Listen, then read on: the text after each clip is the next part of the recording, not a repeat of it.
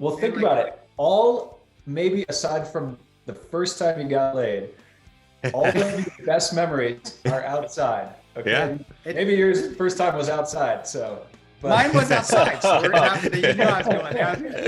So if you think back, like all of your best memories, and I'll encourage the listeners right now, think back throughout your life. Your best memories are going to be outdoors. I promise you. Battle Line podcast. We have a really awesome interview for you guys today with Rhett Taylor from Ned and Navy SEAL Ben Davis from Vogue Veterans Outdoor Advocacy Group. We're going to talk about Ned, so I'm just going to make this short and sweet. With over 700 five-star customer reviews, Ned's Mellow Magnesium is an instant hit. Nourish your entire body with Ned's proprietary super blend with 3 forms of chelated magnesium, GABA, L-theanine, and over 70 trace minerals. It propels memory, mood, brain function, stress response, nerve and muscle health, and sleep. And about 75% of Americans are deficient in it.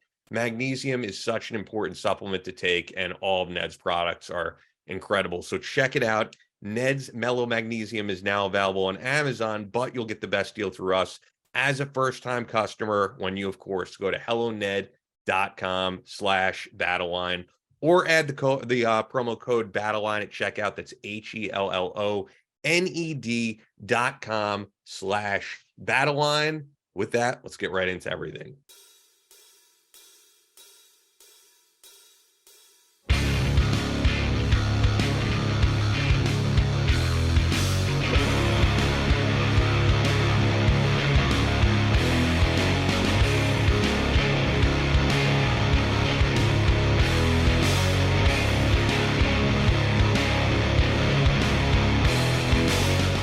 From Kansas City to New York City, from planet Earth to extraterrestrial life in space, a podcast with no equal, engaged in unconventional warfare through your speakers and headphones. This is a show about embracing the suck, conquering your demons, and finding God in the face of adversity. Chris Tonto Peranto. Switch is on. Motherfucker, I'm gonna shoot you in the face. Ian Scotto. You know, Ian and I have been dating for a long time. You are now tuned into the Battle Line Podcast.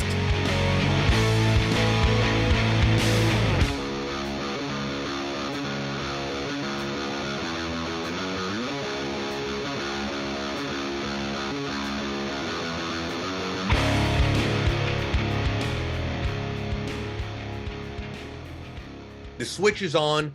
Battle Line podcast. Great episode for you today, once again, with Ben Davis and Rhett Taylor.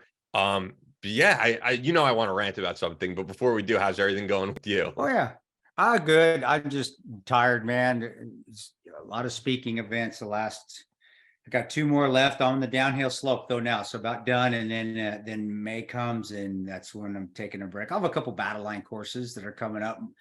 They're sold out though, except for one on June 10th that I just opened up because I had so many signups. So there's a June 10th, a new one here in Fort Scott with a carbine course that I'll be having. But other than that, now then it's just finally family time, and my son's graduating from high school. So nice. Watching him run, and that kid can run. He won he's a 200-meter runner. He runs everything, but his 200 meters the best, and he won the 200 at his local invitational here in Kansas yesterday. And it's good. I guess I just never realized how much, and you love being a father till you see your son and you just see some of the attributes that he has in him as well from you. And then just watching him compete, or watching watching your child compete and do well. And I love it, dude. It makes me I'm so blessed, and I thank God every day. Like, thank you for putting me here so I can watch this, where I'm actually able to watch these things now, where I wasn't able to a lot before, and now enjoy them. So yeah, I watched him kick ass yesterday, and I'm so proud of that kid. And then it's the realization of that he's not going to be living at home next year because he got a scholarship to play soccer and run track. Oh, nice. It's starting to set in where, I go downstairs now, like, man, that room's going to be empty, come September. And I guess being a parent, parents, that's what being a parent is. You gotta, they can't live at home forever. You gotta kick them out. You gotta get them out, get out of the nest and go see the world. And if you come back, well, your home's always here for you. If you ever need it, your room's always here, but go live life. And I know what my mom and dad felt like when I kept leaving and then going to college and going to the army. And it's not easy, man, but it's awesome feeling. It's an awesome feeling. That is. Yeah. I mean, I'm very close to my parents, so it's funny because I'm here right now at my parents, but in the next couple of weeks I'm moving out again. I'm going to be in Port Washington area again. I'm actually glad to be out of Connecticut, but yeah, man, no, I hear what you're saying. So awesome. But yeah, everything else, it's just great. It's life, man. Life is great. And life is hard sometimes, and life gives you ups and downs, gives you peaks and valleys, and that's what life is, and that's okay, because that's what life's supposed to be. And so I'm good. But I can't wait to get these speaking events over with. I love them, but I'm ready to be home. 2 more weeks and I'm home, and hopefully I have a studio ready by May. So I'll be recording this in my studio here in Kansas. It should be done by then. yeah, and I'll have a cool backdrop behind me soon, and hopefully, because I know the audience is going to notice, hopefully we work out these connection issues. Because usually you're good. Usually your connection's great. Usually we're on point, but it happens sometimes. Yeah, it's just one of those things. We got a little delay today, and that's just living rural. Yeah, I think our delay's getting worse now again, but we'll roll with it, buddy. We'll get through it. We'll make it happen. I was gonna say, it's funny because I have all this stuff in front of me, and I was talking about like cool stuff going on.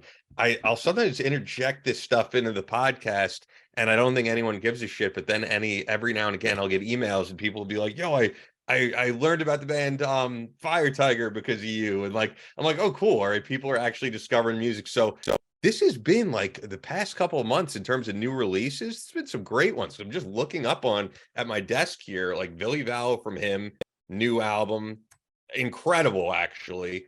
LA Guns put out a new album, really good, like it better than the last one. The new Metallica album, I'm really liking a lot, man. The 72 Seasons song, great. And then Kiss put out another one of these live off the soundboards things. So a lot of great music, I have to say, these past couple months. Well, that's good. People need to get more into music and less into politics, and like we did. Guys, still think about growing up. When I grew up, man, when we were in our 20s, we didn't to blow off steam. We would listen to music. We go to parties. We'd have a little bit to drink. Kids, sometimes you do a little bit. 20-something. We go to spring break and enjoy ourselves. We wouldn't go and figure out what to complain about on the internet, or where to go protest, or where to go to make a statement.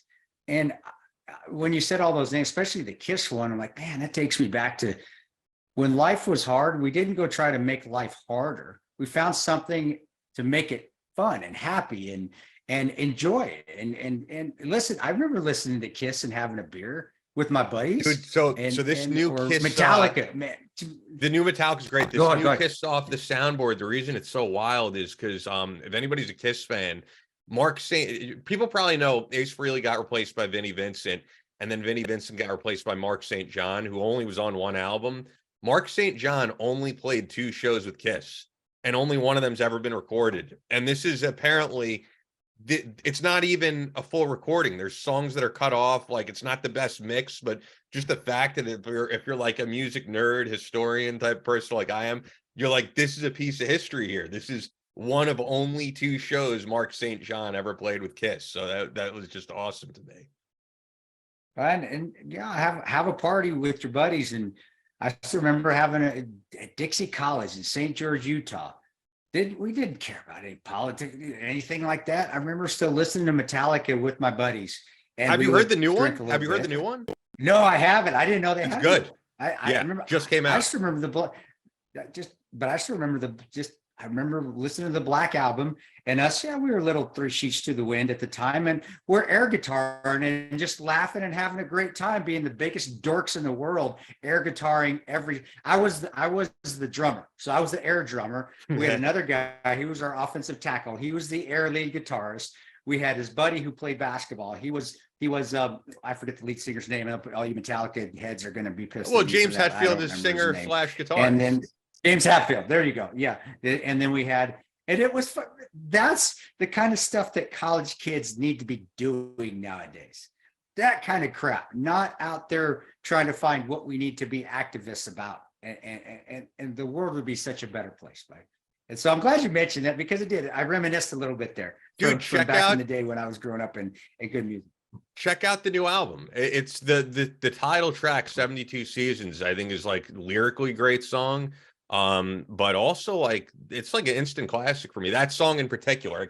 I can't say the album is an instant classic or anything. I got to give the album more of a listen, but the title track, 72 Seasons, I love the whole concept of 72 seasons, which is apparently about the first 18 years of your life, the first 72 seasons kind of shaping you into the person that you are, and the things that we're told that kind of impact our lives in the decades that follow. I just think that's a great theme for an album and for a song. So That's cool. I'll have to check it out, bud. I'll give it a shot. I'll give it a check out. Sorry about the delay, guys out there, but Ian's working with it because he's a pro. He knows what he's doing.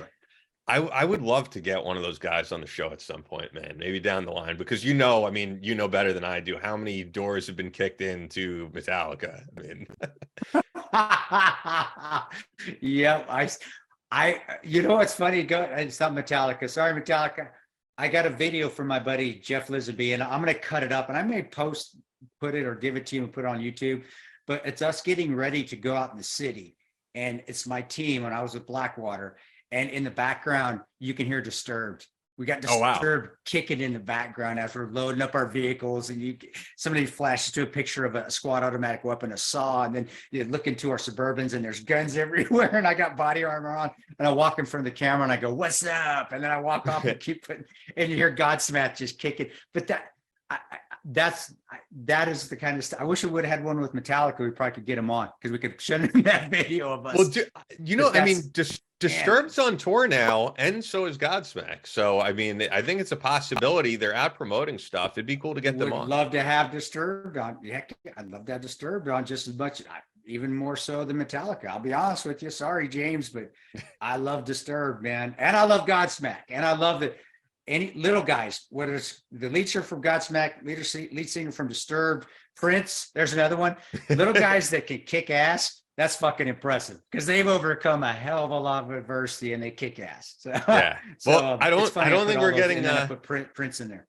Yeah, I was gonna say I don't think we're getting Prince on the podcast. That we'd have to resurrect Prince, but David Draymond, maybe. I mean, like I said, they're on tour. They have things to promote. I definitely could try to reach out. All right, so I'll tell you what I wanted to rant about. I've seen like a million videos about this whole situation with Dan Crenshaw, David Goggins. And we want to have our own viral video talking about this situation. But I think I could give a little bit more insight into it than some of these other videos, some of what the backstory behind it. So I'll get into it with you guys as much as I can, I guess. So you may remember, the listeners may remember that we had a guy on the show named John Bartolo. And John Bartolo was friends with a guy named PJ Braun. We asked him about this, how PJ Braun and his business partner, Aaron Singerman, were going to jail for what they did at Blackstone Labs in terms of putting stuff in supplements that was, illegal, basically, that was not supposed to be on the shelves. And this is kind of interesting. You're probably wondering where I'm going with this. So PJ Braun is still in prison for that. John Bartolo passed away, as we know. The other guy, Aaron Singerman, did less time than his business partner, the CEO of, and you guys probably know them, Redcon One, is a really big supplement company. So the fact that he did less than a year and this other guy is still in jail, we could, we don't know exactly, but you can imply that speculate that he may have ratted on someone or snitched on someone, the fact that he did a lot less time than his business partner. So he is the one who conducted the interview with Dan Crenshaw prior to the response and prior to him going to jail. And this happened years ago. So that's why you finally heard a response from David Goggins all these years later. And if you haven't seen, I'm sure you guys have seen the video with all that stuff. But what originally happened was Dan Crenshaw was on with Aaron Singerman, and he just simply asked, "Hey, how do you feel about David Goggins?" And that's when Dan Crenshaw went in the whole thing. He was like, oh, well, he didn't really do much in combat, and he's more of a motivational guy in terms of doing these super marathons and all that. So I don't, and he's like, yeah, there he is with the trident in his uniform on his book. And I mean, you could give background on this, but I just feel like, look, it doesn't matter what you did in the teams. And I read David Goggins' book. If you honorably served, you have every right to wear the uniform and promote that on your book. If you didn't, that's a different story, but there's definitely nothing wrong with that. So does Dave, and I, like I tell Ian, I really didn't know much about, I don't really pay attention to much of this, except from when you tell me with these two, because I really am not a fan of either of them, to be honest with you. But I, like I said, I'm not either. I'm not a fan. I'm indifferent, to be honest with you, with this. Did David say he was in combat? Did he say he was this ultra cool warrior that he did? Did he say that? If he did, no. So that's the thing. Okay. And Okay. as I need some more information. I need some more here's we'll get to all that, because so yeah, if you read his book, which is a very good book, I mean, tons of you guys read it. I know a lot of the same people who read 13 Hours read David Goggins' book. And I think a lot of it was more just about the inspiration of him being this, he would say, obese guy working a minimum wage job, drinking milkshakes every night, to becoming this super fit athlete, triathlete and ultra marathon runner. And in between all of that, also joining the SEALs. It was a smaller part of the book. It wasn't the entirety of the book, but it was about pushing himself to the limits, as all of you guys do. So no, he didn't make any claims that he didn't do anything, or that he did something that he didn't do. Nothing like that. But you later learn, because David Goggins goes on Aaron Sigerman's podcast after all of this happens, and he has the receipts. The reason that Dan Crenshaw may have decided to say all this stuff is because it turns out when Dan Crenshaw put out a book, he asked David Goggins, hey, could you give me a little quote for the book? And I think David Goggins either didn't say anything or he just declined. And so I think this was just all about personal nonsense. I don't think he has anything bad to say about David Goggins. I think it was just like, oh, you didn't give me a quote for my book, so I'm going to bicker about that on some guy's podcast, which, and this is what pisses me off about the whole thing. It's like, you are a congressman.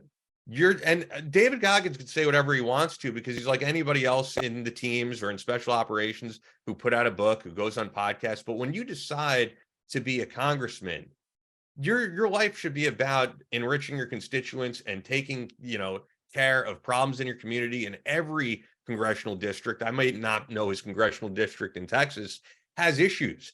And they don't care about seeing you put out a 30-minute response video, which he did on your social media, to go tit for tat with David Goggins. It has nothing to do with being a congressman. And I think David Goggins was in the right when he's like, hey, here's the message that you sent me because you wanted me to do a quote for your book, and I decided not to. So you went on this guy's podcast and had all this negative stuff to say about me. So, it's not about being team this guy or team the other guy, but I actually think David Goggins was very much in the right on this one. So, yeah, it just sounds like petty bullshit, to be honest. It really is petty. Who gives a shit? I mean, if Goggins was out there spewing that he did a bunch of shit in combat, which I don't know anybody that knows him in the teams. Granted, I'm not a SEAL.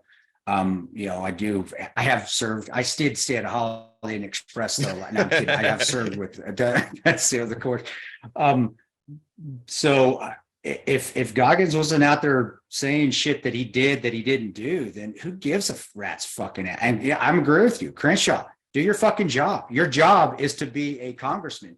Stop pulling the Trump card. Literally, I think that's what the problem now with politicians, and Trump is a lot of responsible for it. That politicians think that's the route to go to win their constituency, is to get all over social media and spew and get into petty fights, when instead of, hey, shut your fucking ass, go in your office and do your damn job. Come on, SEAL, selfless service. That's what you're supposed to do.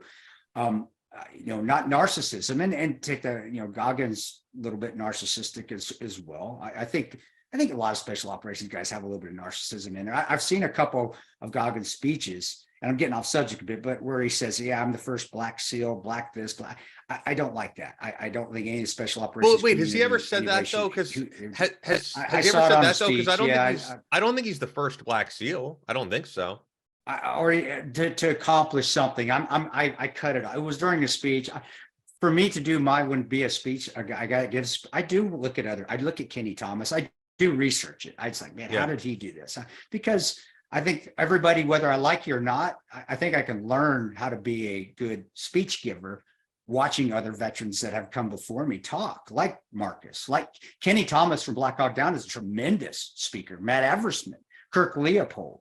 I've watched Goggins and because let's see what he does. Maybe there's something I can steal from him. And that's what we do. I mean, why reinvent the wheel? I mean, make it your own with speeches, but if guys are doing stuff that wouldn't get the crowd's attention, let's use it. Then I look at guys like coaches. Jim Valvano is a guy I watched relentlessly to become a good speech giver. What I'm getting at is I watched Goggins once, and he said it was the first African-American for something. I don't remember, but as soon as I heard that, I think anybody in the special operations community would be like, whoa, that's not what's said. If you come to Ranger Battalion and I come in, I'm the first Mexican, obviously I'm not, but even if I said any sort of race, no, there's not race here. You know what your race is? Your race is Ranger. Your race is SEAL. That bothered me a bit when I saw that. So when you brought the Dan Crenshaw thing up, thinking, well, maybe there's some narcissistic clashes here between the two. And that's what it sounds like it is. Getting back on subject, though, and I'm not going to beat up Goggins because. And although, he and works his can I ass just off. say this, And though? I think David Goggins, though, whatever you feel, he has every right to respond because he's not the one who talked shit about Dan Crenshaw. Dan Crenshaw. No, you're right. You're right. No. And I think if anybody said You're anything negative about you on a podcast or me, I would want to go on and give my take on things, which is all that he did. You're right, and I'm not give me if I'm wrong, guys. I went off on a tangent a little bit. I'm not defending. I'm not defending either of them. Goggins responded. I don't know. I don't know if I would respond, but regardless, he shouldn't have had to respond because Crenshaw needs to just shut the hell up and do his job. I agree with what Crenshaw said. The stuff that you told me and the stuff that you sent me a link when we first talked about it before I read it. I don't disagree with a lot of that. I don't, because if you go to a lot of this, we have things called badge chasers in the military, where you go to school after school after school because you're really trying to duck time on a team and duck deployments. I kind of have to say Crenshaw is kind of right there. But that being said, who gives a fuck? Why do you even need to say it? There's no reason to say it. If you guys have an issue, go to a bar, talk to each other, get your SEAL petty differences out of the way. Or if I'm not saying, because if I was a Ranger, we do the same thing, but you don't need to put it in public view. And like you said, and I completely agree with you, Ian, he's a congressman. Do your fucking job. Your job is not to do stupid videos ranting about a fellow SEAL or a fellow teammate or a fellow peer, so everybody can see because you got butt hurt over something that went on. So I know we're ranting about it now because it gives us good maybe some viral stuff will go on. No, but I actually will say that what if it was just two SEALs going at it, I wouldn't have cared and I wouldn't have ranted on it. I think it's just the fact that this is indicative of what goes on in politics now. Everyone wants to have a viral moment. Everyone has to make it all about these things that have absolutely nothing. And if this is what he wanted to do, and that's fine. I mean, look, the guy honorably served. The guy lost his eye in combat. All the respect in the world for Dan Crenshaw. But if this is the type of stuff you want to do, don't become a congressman. That's my main point. And then the other point I'll make about it that I thought was completely ridiculous, and I think you're going to agree, and you can watch it in the video. I didn't even watch the whole thing. But David Goggins was responding to how stupid, the comments were. And he goes, yeah, this is all ridiculous bullshit. This is Real Housewives of SEAL Team 6. And Dan Crenshaw acted like that was the most offensive thing to say. And he was like, when I think of SEAL Team 6, I think of guys who honorably served. I would never use this term, Real Housewives of SEAL Team 6. And dude, I've heard that long before David Goggins. It's actually like a funny analogy. It's a way to say that we're bickering over stupid stuff. And in no way, I think you really have to have your head out there to think him saying SEAL Team 6 was a way to disrespect the SEAL teams. It's a term, it's funny, And if you're going to tell me you're that thin-skinned as a Navy SEAL, I don't believe you. But I recall saying that down range around the fire when people were having drama on a deployment. Like, what the fuck is this? Real Housewives of the fucking CIA compound? Come on, Dan. We have said that so many damn times. It is. That is actually, Goggins said it because that's what we would always say to make a point. If something was ridiculousness, beyond ridiculousness, you reach ridiculousness levels because it's so ridiculous. And no, I'm with you, man. I what Dan's views on Goggins about him ducking deployments or never and going to all these schools, there is some validity to that because I've seen it happen before, and there is a term for that. We don't need to get into it now, but on that other end, Goggins is a tough son of a bitch too. Running ultra marathons is not fucking easy, and he overcame obesity. That's not easy either. You know, our buddy John Burke that we have on, same thing. Granted, they're a little bit different in their motivational styles, but that is not easy to do too, and that takes a freaking hell of a lot of dedication and intestinal fortitude. But when it comes right down to it, your job is to be a congressman, serve your constituency, shut the hell up, do it honorably, remember the values that we served with, and stop having petty, it is Real Housewives moments for everybody to see because you want to have somebody, you want to have those viral moments, like you said. But hey, man, that's what we got ourselves into. That's what it works for Trump and Biden and everybody else. It has since I don't know when, since 2012. Those viral moments are what makes politicians nowadays, but be better than that. Let's change that. And I think, isn't that why we want veterans serving, is because they're supposed to be above that, aren't they? Or maybe not. Maybe they're not supposed, maybe they're not above that, but I think they should be. And I'm in agreement with you, man. Shut up and do your job. This is not necessary. If you have a problem, deal with it behind closed doors, not so everybody can see it. Yeah, it's not necessary. Yeah, I mean, in a sense, it's like you want to say that there's probably no reason for politicians to even be on social media because that's not what it's their job to do. But I'll tell you this, they could be doing positive things with it because the one person who comes to mind for me, and you guys might not like him as a politician, you might like him as a politician. I'm just talking about this one thing. Justin Amash, who is a congressman from Michigan. I remember when I was involved in that whole world working on Andrew Wilkow, the thing that stood out to me about Justin Amash was the only thing he seemed to put on social media when he was in Congress would be like, hey, today I voted on HR 375. I voted yes. Here's why. This is what I liked about the bill. This is what could be fixed about the bill. And he did this on everything. This is why I voted no on this. And that's what these guys should be doing in Congress. I want to know how you're voting, why you voted that way. Did you actually read the bill? I don't care about that you had a problem with a Navy SEAL from something that happened 10 years ago, or because, let's be honest, he didn't write a blurb about your book that could have helped you sell more books. That's why I have an issue. And rightfully you should, and everybody in America, if our heads were on straight, should as well. It's not an issue. And you know what, Dan, if you meant to like try to destroy David Goggins' career with this, it didn't work, but it probably had the extreme opposite effect.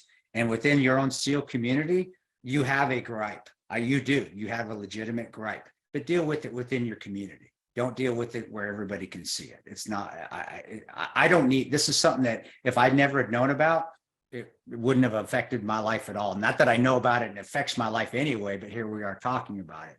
But it's something that, something that you guys deal with. SEALs take care of their own, just like Rangers take care of their own, just like Special Forces, ODAs, Green Berets take care of their own, just like Delta unit guys take care of their own.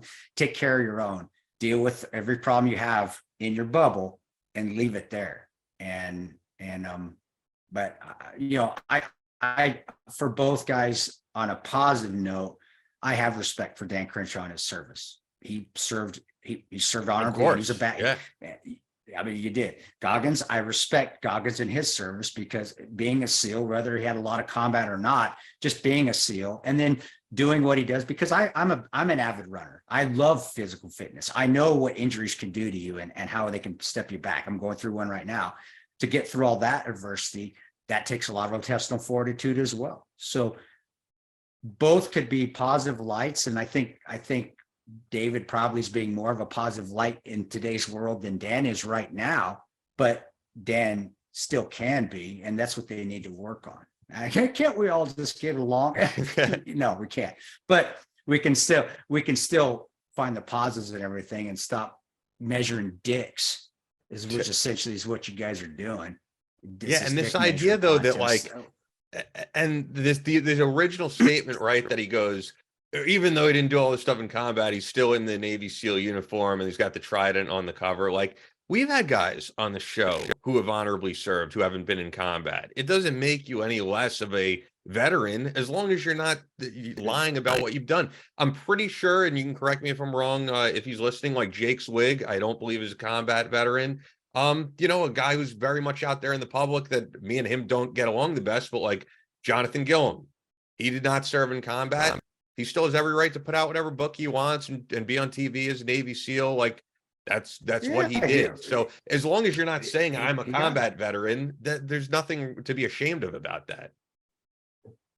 And there's nothing wrong with you're not putting out bad poop. You're not putting out bad information. You went to Ranger school. You have every right to put a Ranger tab on a book. You did it. You completed it. Makes no damn difference if you went and fought in a global war. It sounds like to me when you told me and what I'm reading, and from now that what we've talked even more so about it, it's just a dick measuring contest. Come on, guy. And it doesn't do anything for anybody except put people in a negative spotlight, and it's not necessary. So Dan, get your head right. I think you're a tremendous human being. You served, you're a badass dude. What you went through and losing I can't even imagine. But your job is now to be a congressman, so serve with that same vigor and be the best congressman for your constituency you can be. And Goggins, just keep doing what you're doing, man. And to be honest with you, now I don't think David needs to answer any of it. I think he could just shirk it off. Don't even get into it. Be like, watch Wreck-It Ralph too. Wreck-It Ralph breaks the internet. What's the worst thing to do is read comments, read what people say about you. I don't do that anymore, because this is what it does. And then you feel the need to respond because the alpha male comes out in you. And now and what does that do? That just pulled you into the quagmire that you really should be, that you're above anyway, which he really is above all this. I would respond though. If someone goes on a podcast and goes on a rant about me, I'm going to want to respond to that. And that's not just comments. And you know what? I forgot to throw out one more thing about this, because I mentioned it at the beginning. I didn't like this either. This is the last thing I think I have to say about it. Was I told you that Dan Crenshaw went on Aaron Singerman's podcast before he was arrested and said this. And so in Dan Crenshaw's video, he goes, I went on some podcast. I don't even know who it was. I don't remember giving this interview. It's like, dude, you don't just, you're a congressman. I know you're not going to go on any podcast. You know what podcast you went on. You remember giving the interview. You remember what you said. And maybe it's just that you don't like that you were on the podcast for a guy who's now a convicted felon. It doesn't make you bad that you went on his podcast, but dude, don't lie about it. Just, I went on Aaron Singerman's podcast with Redcon One. It doesn't mean that you approve of what he does. But when you go, I don't even remember giving this interview. I don't remember. It loses you credibility because I know you're lying. Yeah, it does taint your integrity right there. Your efficacy is kind of been tainted a little bit. No, you do, and you have staffers that know. I'm with you, brother. I get it. When Task and Purpose came out and said that Delta saved us, I had to have a comment. Thinking back now, no, I didn't need to, but now I can think back now because I did comment about it. So I can't say, well, I shouldn't have commented. I didn't need to comment about it. Well, it's easier for me to say now because I did comment about it because it was wrong. Though. You were there. It is hard. And that's where now if somebody said it, I can say, nah, I don't give a fuck. You know what? You guys believe what the hell you want. I know what happened. And that's why I go with just giving some advice to David now. And he can take it if he wants. He doesn't have to. And he's his own man. He's his own person. Now that you've been through this, you've done it. You've said your piece. Don't get in the ditch anymore. Don't get in those weeds anymore. And being a motivational person, it does show a lot of your character, especially when you're in front of a crowd, when you aren't in those weeds. Because they do. And I've seen it just being a speaker myself, where people like, man, you didn't respond to that. Somebody said this, or CNN or Fox or the Daily Wire or something. And well, I didn't even know that. What'd they say? So what? You know what? I've answered it a long time ago. I don't need to say it. It's not important in my life. And it does show character. But I'm playing my own devil's advocate here. You're right. It's hard to not say something when it's out in public, especially when you know it's not true or it's a question of your character. But if you keep getting into those weeds, it just turns into a dick measuring contest, and that makes both of you look bad. And maybe that's all Dan wanted, to make them both look bad. But I am in complete agreement with you on the side of Dan doesn't even need to be a part of this. Any congressman doesn't need to be a part of this at all, because it doesn't do anything but to help this country at all. And in fact, it just divides veterans is what it does. And we need to show, if anything, veterans need to set the example and show some sort of solidarity of coming together, and that people of all different ethnicities, genders, whatever, service, branches of service, wars that you fought in, that we all together set the example. Easy for me to say now. I don't always do that, but I try to. And no, I'm glad you brought it up. I think this is important, and I'm glad your viewpoint is extremely valid here too. I'm in complete agreement with the Dan Crenshaw. Just, hey, dude, shut up, do your job. That's what your job for. Stop getting on and doing tweets. Just because Trump does it doesn't mean you need to do it. And I don't think it's the right thing because Trump does it either. It's not the right thing to do. It doesn't help this country at all. And it definitely doesn't help the special operations community. My opinion. There's my 2 cents right there. All right. Yeah. All right. Well, with that, we have a great interview, so I want you guys to hear it. Before we get into that, Fort Scott Munitions has been with us every episode. They're going to be building a studio in Kansas, so I'm looking forward to seeing how that turns out. It looks great thus far. They've been on board with us from the very beginning. Patented solid copper and brass CNC spun ammunition that is designed to tumble upon impact in soft tissue, leaving devastating wound channels for faster bleed out and quicker incapacitation. This ammunition was originally developed to innovate and improve on the standard of military-grade ammunition design. It was found that not only did the TUI ammunition outperform competitors in the self-defense industry, but it quickly became apparent that it would be a top contender for hunters alike.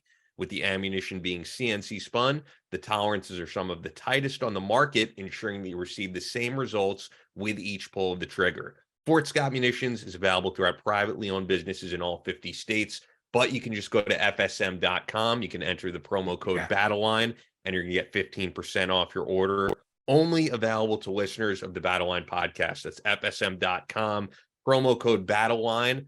Fort Scott Munitions is a proud supporter of Chris Baranto, BattleLine Tactical, and the BattleLine podcast. So many people who have been listeners of ours have now switched over to Fort Scott, and they're loving it. Tremendous. Also, got to talk night vision here.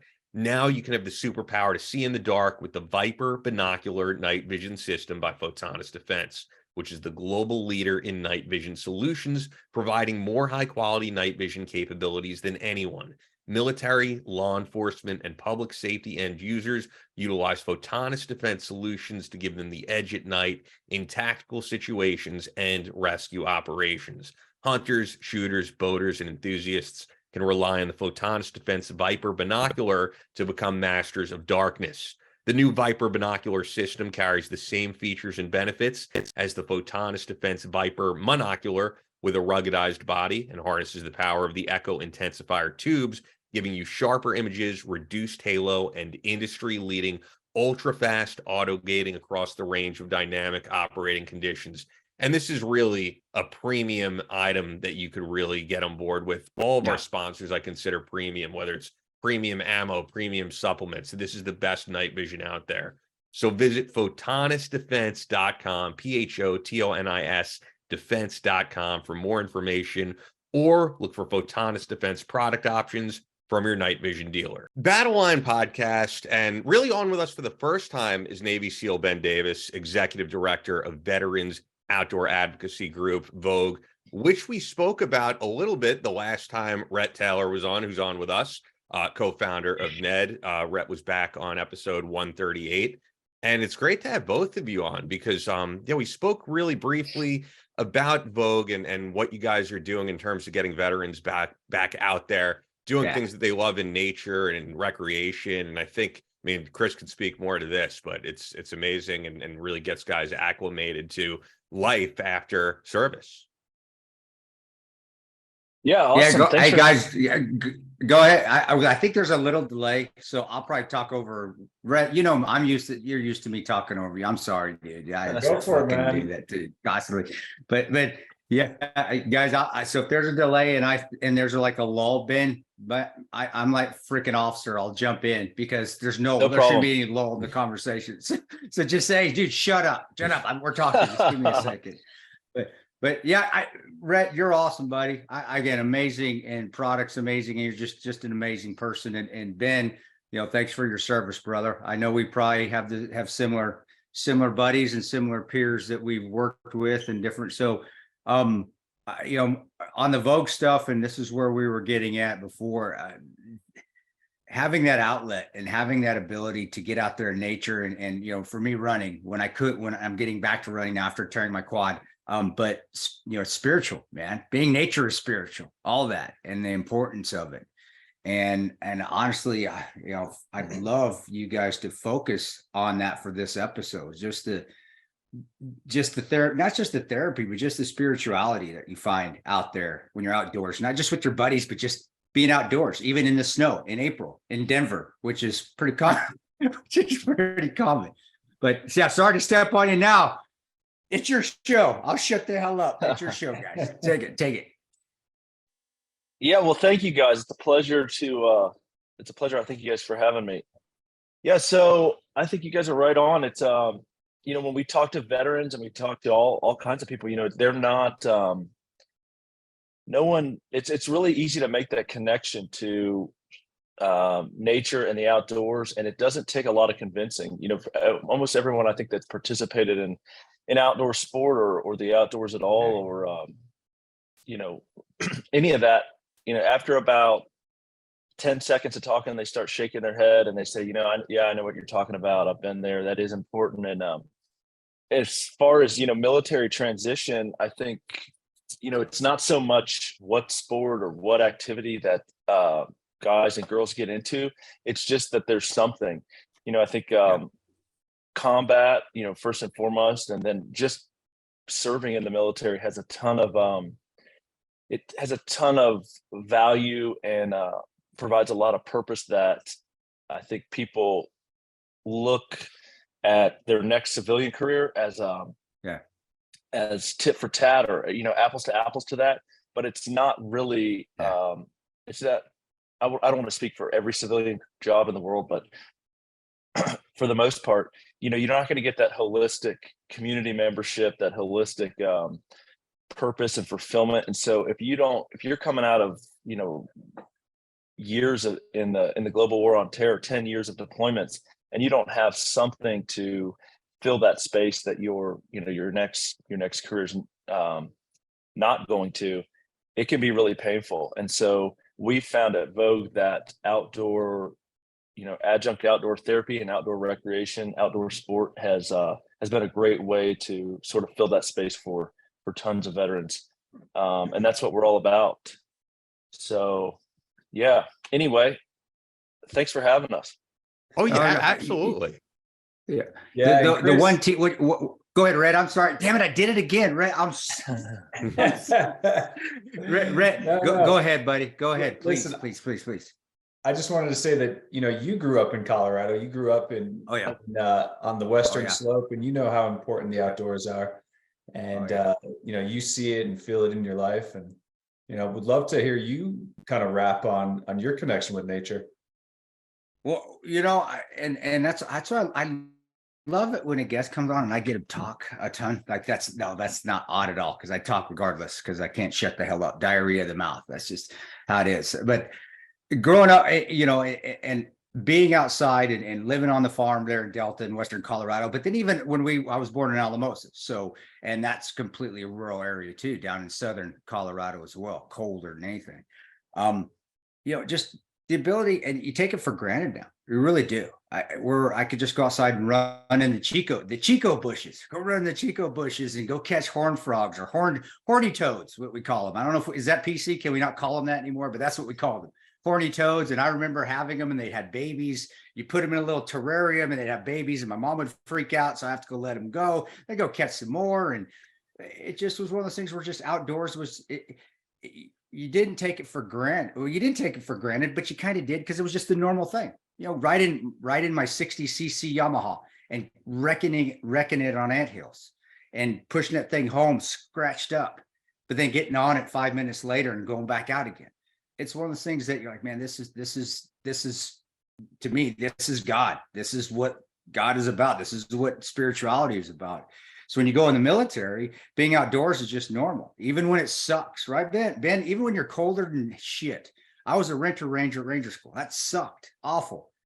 But man, I have some great stories from it. Laying in that freaking frozen puddle with my legs freezing because I couldn't move because that was the blocking position, and the RI said I couldn't move. I still remember that. I still remember the clouds and the rain and being in North Georgia mountains that look so beautiful. If that was a different situation, you know, and it is, and I think, Bren, what you're talking about too, is I caught a lot from what I caught from that is that one team, one fight that you kind of miss in the military, that focus that you have that, hey, we got to get on this fight. We got to be on the same page. Even if we don't like each other, we got to accomplish this goal. And I think that's what we miss in the military. And when you go back out to the outdoor, I mean, you miss when we become civilians. When we go back to the outdoors, it may not be a one team, one fight sort of mission that we're doing like with Vogue when you guys go out and maybe just go hiking. But it does, when you get outside, you remember some of those one team, one fight missions just because you're outdoors again, just because you're like Totally. Rangers, like, and I Totally. think that's the importance. And I don't know, maybe expound on that. Or if I'm way off course, dude, just tell me, hey, No, dude, no, you're no, no. way off. Okay. You're right on course. Yeah, I mean, there's so many parallels, I think, between a a planned expedition to an adventure to all the way to going to a Vietnam generation veteran, Yeah. hiking in Central Park, to go out in the Wow. outdoors with your friends, with your buddies. You're responsible for one another's safety, at least at some level. You've all got to go somewhere and you've got to come back. Yeah. It generally needs to be planned and sort of thought through. How are we going to get there? What are we going to wear? What are we going to eat? What happens if it rains? What happens if it snows? These common themes, all the way from an Everest expedition all the way down to a couple hour fly fishing trip. You see these consistent themes that we have that are obvious in the military world.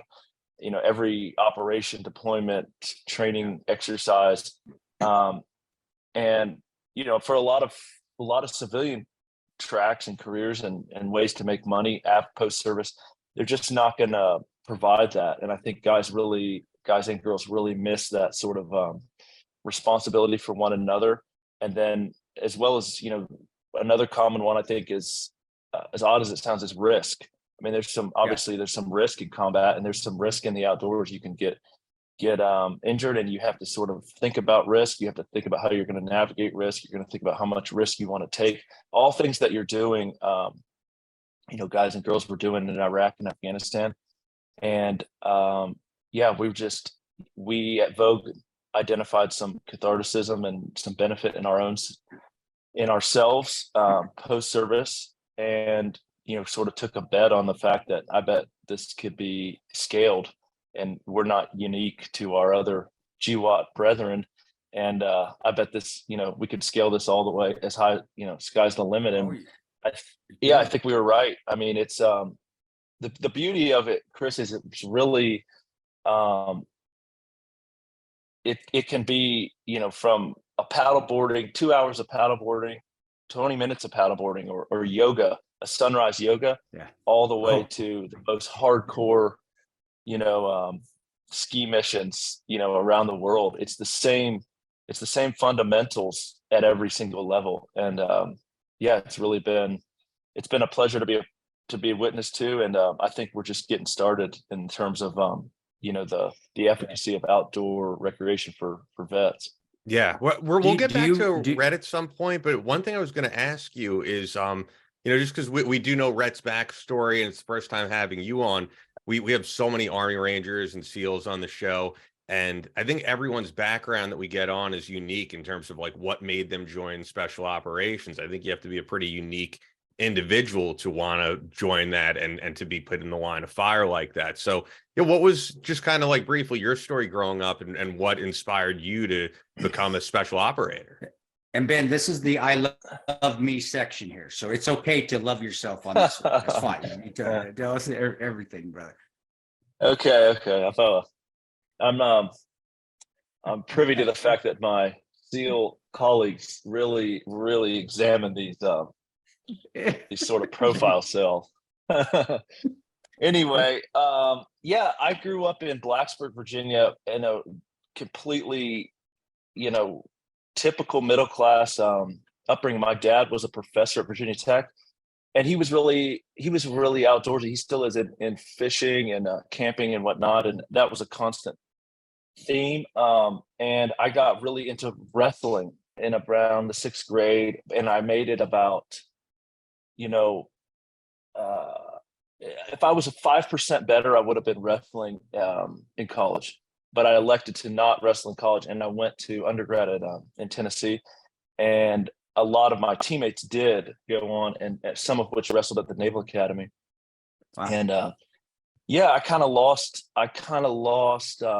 focus at that point. I stopped wrestling, and I was 18, and life was beer and in the frat house and doing things that you do at the University of Tennessee at 19. And I guess it was enjoyable, to an extent, but I really didn't know where I was going. I didn't really know what I was doing. And these guys were at the Naval Academy, but my former wrestling teammates and a close friend was playing basketball, and they just seemed like they sort of knew what they wanted to do, and they were on the right track, and sort of I regretted not I missed like a structure like that. I mean, I was just sort of looking at these guys that I was in undergrad with, and they wanted to be like, in the business world. And I thought, I don't want to do any of that.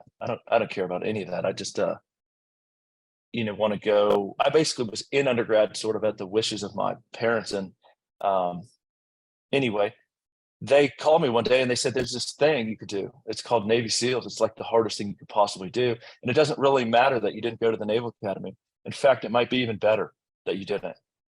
And I was like, you're kidding me. This sounds awesome. So YouTube was sort of like a thing back then, but nothing like it was now. And I watched every single thing you could watch on it. Oh, wait, so I'm just curious, what year was this then? This was 2009. Oh, wow. Okay. Oh, wow. Yeah. Wow. That's wasn't that long ago. Wow. Wasn't that long ago at all. Holy crap. Yeah, that's right. That's yeah, I was young, in terms of the whole GWOT. I'm sort of came in the second half. So yeah. So these SEALs were sort of like getting a lot more spotlight in the war in Afghanistan. It sort of became like hey, maybe we could win this war by more tactical, cut the head off the snake, and not not with such mass scale operations. And so it was becoming more and more. Obviously, bin Laden hadn't been killed yet, but I was sort of kind of catching on. Anyway, I decide, I'm like about to call my dad and say, hey, I'm going to do a 5th year here in undergrad. I'm not going to graduate. And it's just kind of life's coming to a head. And I decided, you know what, I'm doing this. This is what I should do.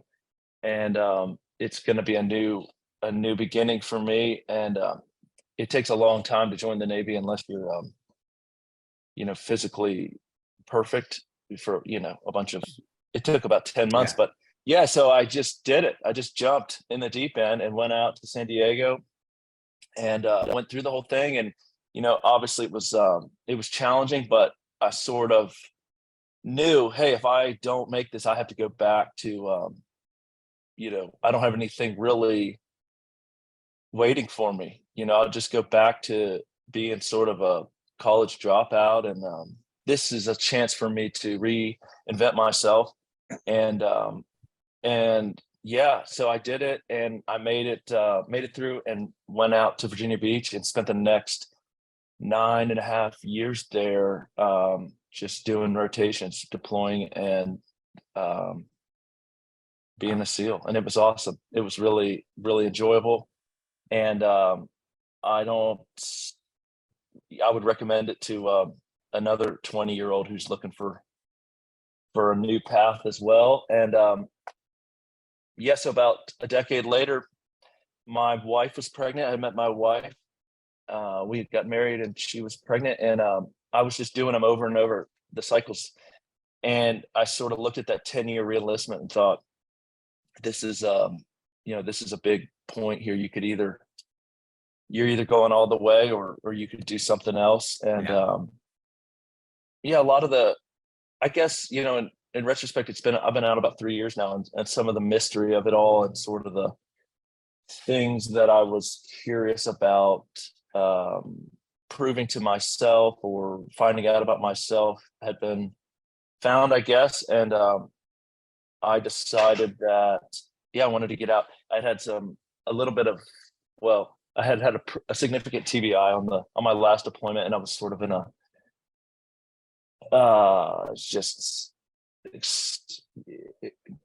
basically another head injury was going to be not good. Anyway, in the time that I was deploying, in my leave period, I was always coming to Denver to ski and to climb. And I had been out on Longs Peak and all this stuff. And I thought, if my wife doesn't have any adamant, claim to a place we have to move, I'm moving to Colorado. And so she was, she might be able to hear me right now, but she was sort of like, well, let's just see where you get a job. And I was like only looking for employment. You're fine tuning it. Yeah. Well, that's right. That's right. I wasn't looking. That's all it's available in the whole United States is Denver, Colorado. That's right. That's right. She's the only people that will respond to these emails in Denver. So so this is about the time I met Rhett, and I met another two gentlemen who had gotten out of the teams before me, and they had really reckoned their own sort of post-service mental health with the outdoors. And they had already sort of, the talks about this Accelerating Veterans Recovery Outdoors Act was sort of rumored at this time. I don't think it was endorsed by any lawmakers. And they basically said, hey, this outdoor therapy, this outdoor recreation implementation for veterans is so palpable. This is worth us, dedicating ourselves to and fighting for. And so I came on sort of as initially I was going to help with finance and stuff like that, but it gained momentum, and it got picked up in the Compact Act, and it basically this law that a care provider at the VA, when let's say you're seeing the VA for mental health and different mental health reasons, that care provider obviously has a list of different implementations that they can provide for you, talk therapy, pharmaceuticals, what have you. And this law would allow funding for outdoor recreation to be on that list.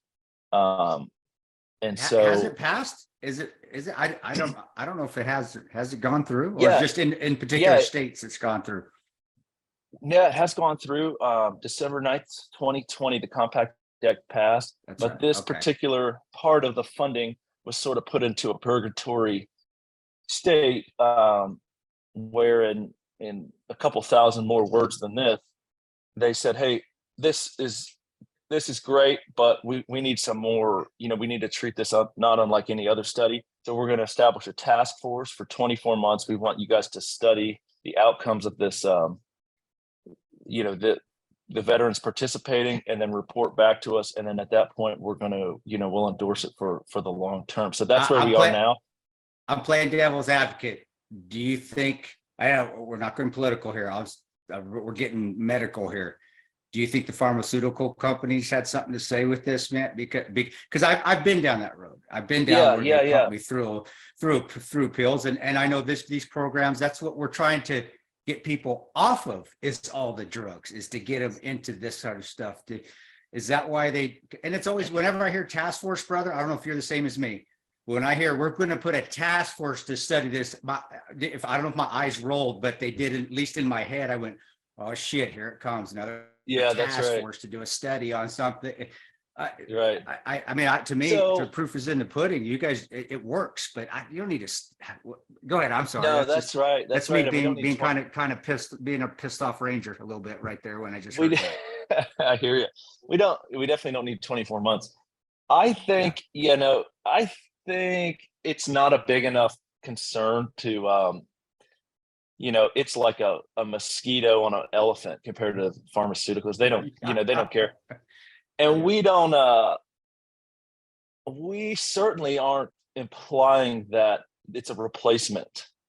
Sure. It's a message that the VA needs more options. They can't be limited by only pharmaceuticals or only, 2 or 3 options. They're like, basically mental health care is extremely diverse, and it's comprehensive of a lot of things, from diet to sleep to talk therapy to relationships to all this stuff. And pharmaceuticals is an important part of that. So we're not, I've never heard anyone imply like we can reduce, eliminate the use of pharmaceuticals by the outdoors. That's not really the goal. Is more of as well. Just add this. Just let this be an option. Yeah, absolutely. So no, to answer your question, we've never heard any kickback from Big Pharma. I think they would think like, oh, that's cute. I mean. which is so crazy not- because I mean it's like it's the obvious is that a lot of guys who their whole job, their whole life involved being outdoors, taking risk, and then you take that element out of their entire lifestyle, of course they're going to feel like a fish out of water. And I think it'd actually be interesting to get to Rhett, because you were saying that's around the time that you met Rhett. And I mean, that also plays into what you do, Rhett, is like, instead of getting guys on pharmaceuticals, take some CBD. What supplements are you taking? Yeah, you plant 4 pills. You got, taking a magnesium supplement, all this great stuff. I mean, I'm well rested because I took my brain blend last night from Ned. But I mean, there's definitely a connection there. So I'd love to hear how you guys hooked up and how you partnered between holistic medicine and outdoor recreation. Yeah, And how you wanted a Navy SEAL to be head of finance. I don't know what in the world would you think, but any special operation guy head of finance for that. It doesn't matter if it's a SEAL, a Ranger, well, maybe an Air Force, a PGR combat control. They're a little smarter than us. But no, go ahead, brother. Yeah. So I first met Josh, and I heard about this guy who had come back from the SEALs, and he had really thrown himself into nature expeditions, and that's Josh Jesperson. Josh Jesperson, yeah. And Josh is the one of the co-founders that Ben mentioned of Vogue, and yeah, Josh had done this big expedition. I mean, Ben was talking about it. You want to have these expeditions, you want to prepare for them, you want to have logistics, and it's like kind of a similar mindset as far as I know. But Josh did this thing where he climbed and then snowboarded down from each of the 58 14ers in Colorado in one season. Wow. Right. So, I mean, that had never been done, and it hasn't ever been done since. It's been skied, but never snowboarded. So I heard about this guy, and he was really, focused on his like re-entry from after the military. And he was focused on nature as helping him work through it. And I just loved it. And he was putting out this magazine. And I said, Ned has got to sponsor this. Like, this is just so well aligned, and love him, love what he's doing. And so we sponsored it, and I got to meet Josh at a talk he gave. And then we stayed in touch, and he was kind of kicking around the idea of making it a bit more official. And he was taking other veterans outdoors, and he was going up into Wyoming and down to the southern Colorado near Alamosa, actually, Chris. And Sangre de Cristo Range, man. Yeah. Awesome. Sangre de Cristos are amazing. But so anyways, he was just doing really cool stuff. And we, at Ned, we just wanted to support him. And so it really started that way. And then I was incredibly honored when he and Dustin, the other co-founder, asked me to be part of the board of the founding board of Veterans Outdoor Advocacy Group. And it was just it is one of the great honors of my life. And it's been such an incredible 4 years now. And Ben joined us pretty soon after. It was a unanimous hell yeah from the team. And Ben has just really stepped up. So, it's just so well aligned with our mission of helping people with alternatives, natural alternatives. Like Ben said, we're not trying to displace anything. We're just trying to give other options. We're trying to give natural options that we know what the power of nature is. We know how, and Chris, you mentioned it, it's spiritual. Like it goes to that level. And so it's just, I've got goosebumps here thinking about it. And me too. I mean, it has helped me, as a longtime entrepreneur, I have my own PTSD, and it's not the same. I wouldn't really compare it, but at the same time, it is similar. And it is. Nature has really helped me. It's helped my family. It's helped so many people. And so Vogue is about giving that option. And, you mentioned when the act passed, I thought that ought to be front page fucking news all over. Yeah. And this is America putting money into nature therapy and saying for the first time that there is actual valid economic reason for us to get our asses outside and enjoy ourselves. And I mean, it was obscure. It didn't make any real headlines, but man, I think in the future, when people look back, they're going to say that was one of those pivotal moments where we began to create our reconnection with the natural world. And it is. That's why I asked. That's what you think, and that's why I was putting a little, I guess, the negative, the half empty comment in there, is because I didn't see it. I didn't see anything. I would have thought that it would have been pushed out by everybody. Like, oh my gosh, this is outstanding. And I'm being part of the VA system, which I still am. Which again, I'm in the Ozarks here, so they do take good care of me down here in the Arkansas VA system.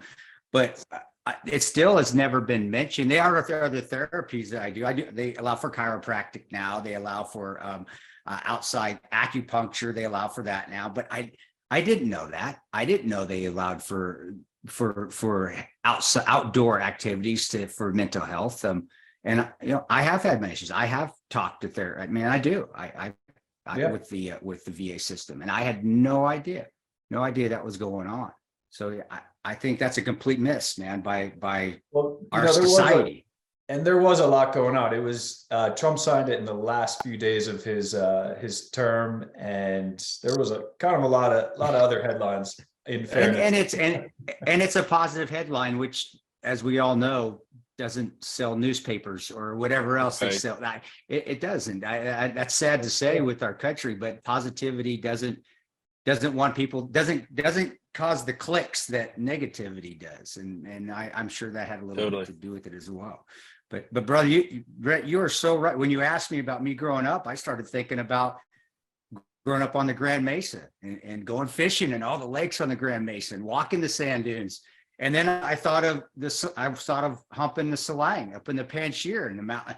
I think we're veterans, and this is where I'm at, is that even when we were in Afghanistan and getting up in the mountains, I would see something as we were walking out there, and it would remind me of the Grand Mesa, which would remind me of home, and that's the positivity of nature, not just the actual act, is that you'll see something, or I'll see a running stream. And like, man, look at that. I still could think in the Capisa province. I remember a running brook, and it brought me back to fishing in the Black Canyon there by Gunnison. Well, think about it. All, maybe aside from the first time you got laid, all of your best memories are outside. Okay. Yeah. Maybe yours first time was outside. So, but mine was outside. So we're not, you know, I was going down. So, but if you think back, like all of your best memories, and I'll encourage the listeners right now, think back throughout your life. Your best memories are going to be outdoors. I promise you. They always are. That's just beautiful. You just Yeah. remember. That's why running is so spiritual. You run by something and you'll see a tree blossoming, or you'll see, and it will remind you of other places you've been, whether it was running or whether it was but you're like, man, I remember that. And then it's just a positive steamroll. It is. It's just, man, remember what you're doing. Remember the smells. Remember the sun. Remember, and it brings that warmth. Like I said, right now, I'm all warm and fuzzy, and it ain't the coffee that's doing that to me. Yeah. I don't know, Ben. I know we kind of, I kind of wanted to get into that too. The action and the direction and the teamwork is fantastic with the outdoor stuff, but nobody really talks about those little, and they're not. I don't think they're flashbacks. They're memories, reminiscing. We reminisce while we're outdoors, and we think of things. And Global War on Terror, especially, we reminisce because we did see a lot of. Yeah, we saw a lot of savagery. We saw a lot of brutality. We saw, we saw a lot of bomb buildings and pockmarked buildings from Dishka and things like that, which honestly still have some beauty to them, to be honest with you, some surreal beauty. But we also saw a lot of beauty in these countries. There is.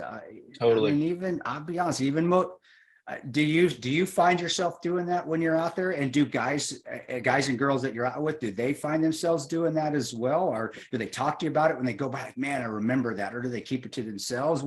What's like the interaction on a ride or a walk or a hiking or a skiing or snowboarding? And I don't snowboard anymore. Last time I caught an edge, I planted my goggles into my forehead. So that's when I gave up snowboarding, because I caught an edge there at Powderhorn out there. But yeah, what do you see? Like, what do you catch in the little things that you catch when you're out there? Yeah. So it's super diverse. I mean, everything from people that enter the outdoors, and within 30 minutes they want to be, they really want to come to head with an experience they had and look for some, they want to share their experiences and get the opinions of others, to, maybe a 5-day, 5-night climb with 5 combat wounded veterans. And, the talk of combat doesn't even come up. And at Vogue, we have a ton of experience in this, but we try to defer to the veteran and let them have the experience that they want to have. And luckily, I think when you're talking about the spiritual side, I think nature really provides that timeline for us and for them, in accordance with what's right for them. And 9 times out of 10, something unexpected happens to where, hey, we started out, I didn't really know if we were going to talk about this or that, or if I was going to think about, my relationship with this event that took place. But, around the campfire, or when we saw the sunrise on the 3rd day, it came about. And so nature really, to its credit, I think is a really good facilitator of that therapeutic process. And you don't really have to show up with a PDF that says, okay, when we get to mile marker 3, we're going to ask these questions, and day 2, we'll do this talk.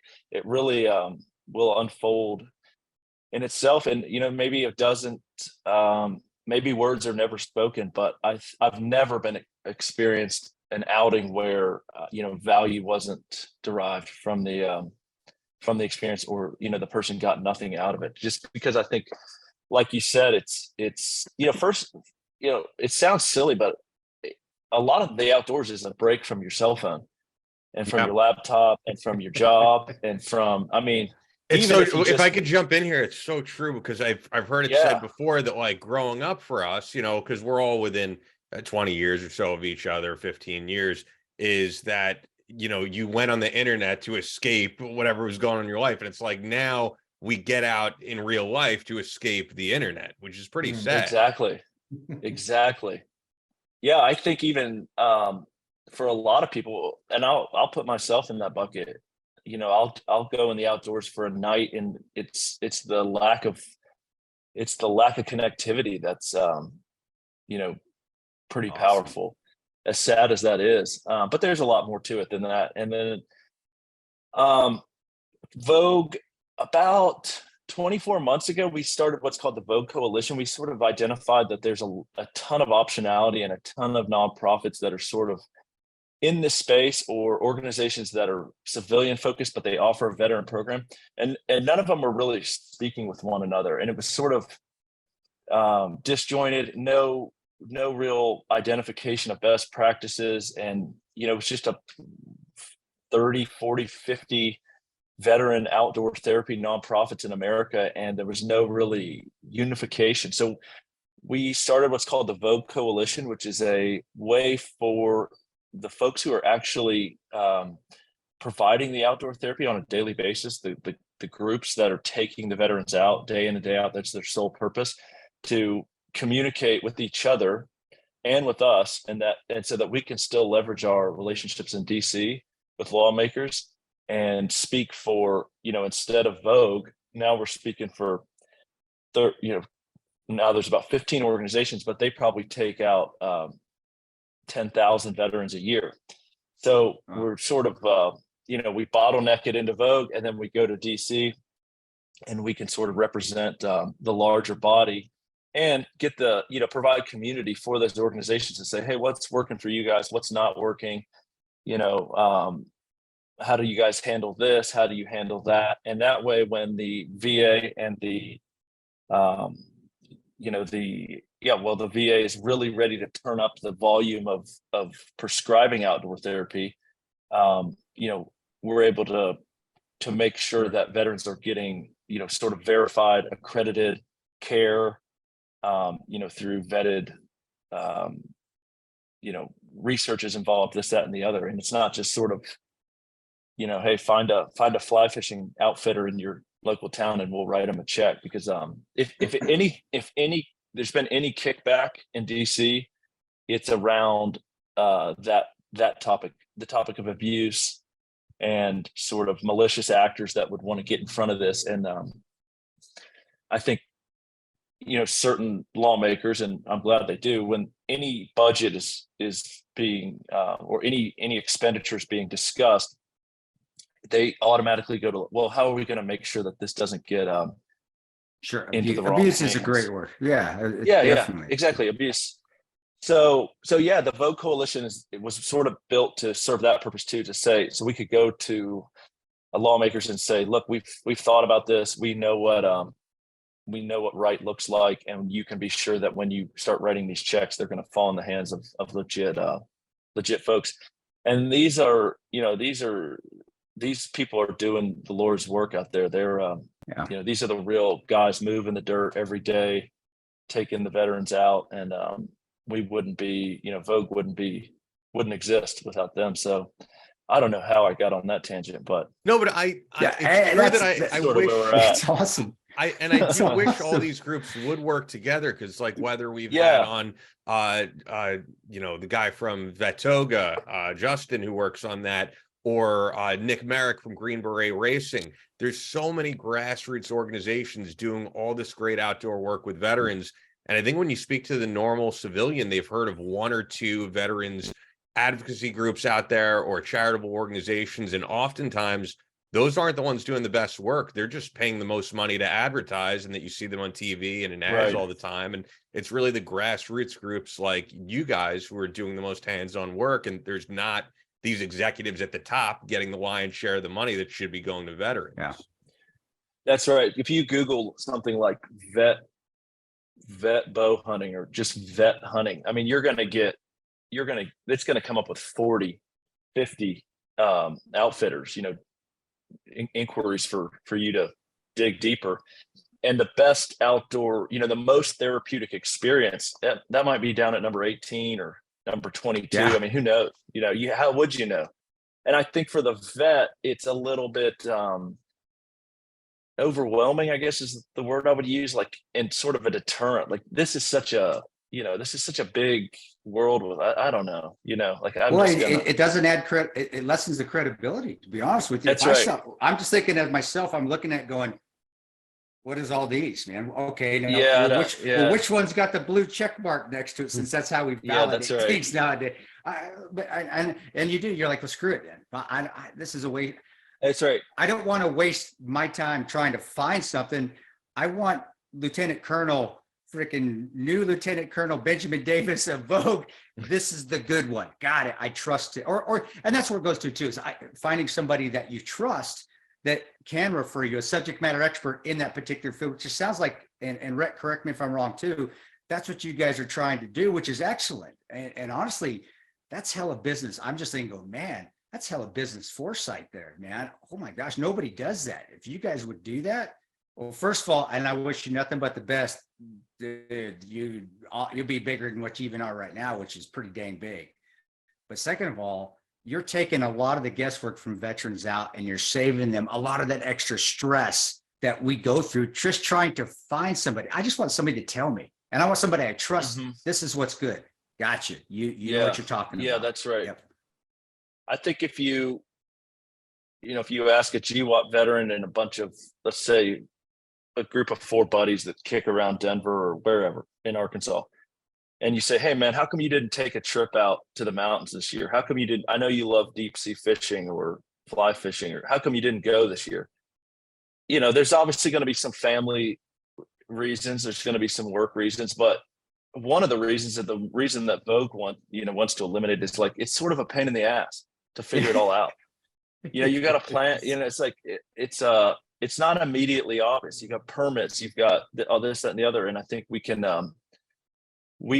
enable veterans to utilize the outdoors more by making the access, by breaking down the barriers that exist, which is one of the task force mandates. Is, why aren't we have the national parks, we have, arguably one of the best public lands, although it's not perfect, but we have a robust public lands real estate here in the United States. And why aren't veterans using it more on their own? And when you really get down into it, it's not as easy as you think, especially if you grew up in an urban environment. You enlisted at 18 from inner city, from New York City or Chicago or Detroit. I mean, it's not going to be immediately obvious, like, oh man, maybe I would like to go horseback riding, or maybe I do want to ski or whatever. It's not as easy as it might seem for those of us who have been doing it forever. So yeah, man, it's all about access and education, I think, from here. And recommendations. I recommendations by veterans, and by also the civilian perspective of it, which Rhett is also just a tremendous human being. I mean, which does help to make a good civilian. Gotta be a good human being makes a good anybody. Yeah. But on your end, but watching it from your side and going on the same lines, is that what you're trying to do? I mean, I'm just looking at making that where you guys are. We are the end all be all. We will tell you that we will recommend, not tell you, but we will recommend these groups because we have fully vetted them. But that's a hell of an undertaking, brother. How are you guys going to do that? There's millions out there. What's the plan, or is that trade secrets? If you don't want to tell trade, is that OPSEC? You don't have to tell me if that's OPSEC stuff, how you guys are going to do that. I just don't know how the heck you would. I'd love that you're going to try, but what do you do? How do you vet? How do you make these all credible? How do you get out there one at a time and just check the box, or what? Well, I would say I don't think the end goal is a list of every outdoor nonprofit in America and a red, yellow, green next to their name. Okay. I think it's taking, reaching out to guys like Rhett for, things that he's the expert in, reaching out to psychologists and psychiatrists and things that they're the expert in, reaching out to the American Mountain Guide Association, or the actual experience has to be cool too. Reaching out to the best dietitians, the best sleep therapists, and saying, hey, what's the best? Just like we did in Special Forces, is like, let's not try to reinvent the wheel here or become, we don't have to be Jimi Hendrix on the guitar. We just have to know. We just have to know the guy. You don't have to be the guy, just know the guy. And that, to Rhett's credit, Rhett's the guy in his space. And that's how Vogue has been able to grow so much is because so many people believe in this, and you just have to find the person that can contribute their portion, and then say, hey, we know that this works, and we've talked to thousands of people, veterans, they've experienced it. This is a system that works, and you can endorse it or not, but hey, we do know these folks endorse it. We know that veterans have participated with these organizations, and they're saying that their experience was really meaningful. And so, we think that it's we recommend them more so than sort of whitelist, blacklist with like these are good and these are bad. Is more of like what's the winning formula, and who's able to deliver it. Yeah. And then, like, I think also the vetting part comes down to what's the intention behind that organization or that business. It's like, if the intention is just to make a bunch of money, then that's not super noble. Yeah. So, I think like finding the best, but then also finding the right people who are along for the right mission. So, yeah. I gotta tell you guys, like two of them that we've had on, man, Vetoga and Green Beret Racing. I mean, just speaking with those guys, the work that they're doing is phenomenal. And just speaking with both of them, they're hurting with the fact that all these bigger veteran advocacy organizations are propped up. They get so much money put into them, and you guys are kind of being left behind. So, I mean, if there's anything I could do to make those connections, it would be amazing. I gotta talk to Red about something that's off the subject of all this, although CBD certainly does help veterans. But Chris knows I've been working with, a new guy who's working in the tech space. He's involved in CBD. Adam does phenomenal things. And he's not, he creates CBD, but he's not selling it right now. And I know a little bit more about CBD now, thanks to you guys. And I was asking him about all of this Delta 8 stuff, how a lot of it is made in China, as we spoke about. And it's funny because, and you probably hear this all the time, Rhett, he goes to me, and he's just giving me his honest viewpoint on things from what he's experienced. And he goes, yeah, but like all CBD is made in China. It's all made there. Like anything that you're getting is made in China, because it's so rare to find what you guys are doing. It's like, it's a premium product, and you may be paying a premium over what you're going to get at a gas station or something. But like, to know that you're getting something that's so pure, that's grown in Colorado by a farmer, and as Chris has said before, that's helping veterans out, like it makes sense that you guys would work together. But I wanted to relay that to you because so many people are under the impression that you can't find American grown CBD. Oh, you absolutely can. I'll take you to the farm. I'll introduce you to the farmer, his wife, their kids, and their 2 dogs. And they're like 18 sheep that they run over their pastures at this time of year so that they can, fertilize the field. And yeah, I mean, and then, honestly, that's a shame because there are so many struggling hemp farmers in America right now because there's been a glut of hemp. In 2019, everyone with more than an acre grew hemp. It just simply made economic sense to do so at that time. And a lot of that 2019 crop is still sitting in warehouses. Families are begging people to buy it from them.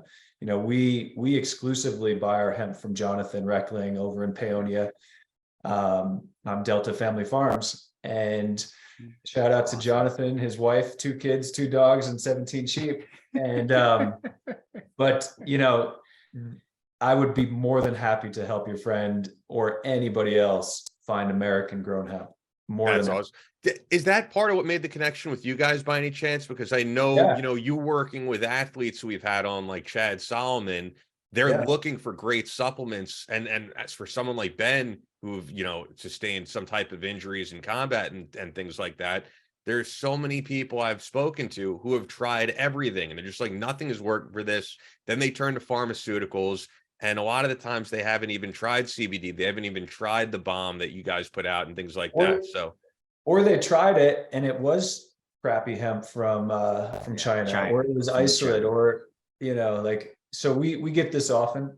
We find people who say, I've tried CBD, I tried 4 other companies, I tried yours, and oh my God, I finally feel something. Yep. Yeah. So it's honestly it's made it an uphill battle for us. because there are so many bad actors out there. I mentioned this 5 minutes ago. What's the intention of the business or the organization? My intention was to connect people with nature. End, period, stop right there. The way I went about and did it was to create a product that would be a natural alternative to pharmaceuticals and tell the story of Jonathan, his wife, 2 kids, 2 dogs, and their 17 sheep. Like, I want people to go there. If you look on the any of the bottles or any of the tubes of our hemp products, you'll see the GPS coordinates of the farm where the hemp is grown. Yep. And we want people to like, we want to transport people there so that, and we this is all throughout our content. It's all like nature bathing. It's all about the farm. You see lots of beautiful pictures. I want you to, like, when you use our product, I want you to close your eyes and feel yourself being transported to the farm. I want you to feel the sun on the back of your neck. I want you to smell the hay, hear the crickets. Like, so for a lot of people, and we hear this often, people will tell us, I work my ass off all day. I got 3 kids. I got this, I got that. Like, I don't have a single moment in my entire day other than the 1 minute where I take your product, I close my eyes, and I just transport to what I'm grateful for, transport to a beautiful memory, or just like zen out and not think about anything for 1 minute. So, for me, Ned was always about my passion, my personal passion, which is to help people find a deeper connection to the natural world. We just happen to do it through products. And what you said about the Western Slope, you're spot on. I just went back right there I'm playing on the farms in Delta that I grew up on, and riding my smell. There's a certain smell over there. Dirt bikes out in the middle of nowhere. Oh man, it is. It's awesome. And listen, I still remember the trees on my grandfather's farm. I'm at Abuelo's farm, man. And we could open up that's back in the day. You can actually open up your windows and let your 5-year-old sleep by an open window. I still remember hearing the trees rustle. And then the doves. I remember the doves being bigger. They were huge doves out there, and they would wake you up in the morning. And that's where I learned. I'll be honest, that's where I learned pellet. My grandfather, here's a pellet gun, hijo. Mijo, go ahead, get out of my face and go run around the fields for a little bit. Go shoot some of them rabbits. Abuela, yes. And it's still, I mean, Colorado, I tell you, the Eastern Slope, to me, it's too huge. It's just too many dang people. Even Colorado Springs, and when I was with 19 Special Forces, that's where my armory was. But the Western Slope, it still has stayed relatively Western Slopey. That's right. That's right. It has, and I do recommend people go to Mesa County. Yeah, Ben and I were always west. We drive I-70 for our adventures for the most part. Yeah. And, I think for me the goal, Boulder, Colorado is where we are. Ned is, my family is, and it's just we actually live like 10 minutes outside of town up in the mountains, and it's a world away. We had a mountain lion killed just behind my house. I mean, we're in the wilderness up here, but eventually my plan is to go deeper and get further and further away from people and just immerse myself deeper into nature. And it's what's cool. Ian, you mentioned it, and Ben, you as well. It used to be that we were trying to get online, and now we're trying to get offline.